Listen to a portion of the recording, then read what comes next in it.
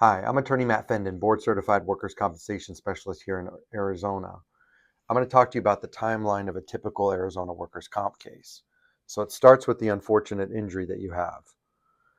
After that, you may have surgery, you may need injections, you may need some sort of invasive active treatment. You'll have that treatment until you get to a point where you're ready to go back to work, even if it's on a light duty basis.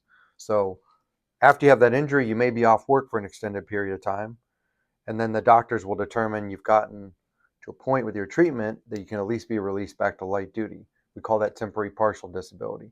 The first stage I was telling you was called temporary total disability. So once you get to temporary partial disability, if you have a job to go back to within your work restrictions, you should take it for sure, because it could affect your benefits.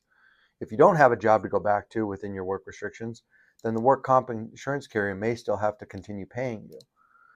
After you're on temporary partial duty for a while, or temporary partial disability for a period of time, eventually you're going to get to a point where you reach your maximum medical improvement. That's the best you're going to get. It doesn't mean you're going to be 100%. It doesn't mean that you're going to be like you were before the injury. The goal is to get you as close to where you were before the injury as possible medically. So once you get to maximum medical improvement, if you have a serious injury, you may have a permanent impairment. The doctors will have to determine if you have a permanent impairment. If you do have a permanent impairment, you could be eligible for additional benefits like permanent partial disability benefits.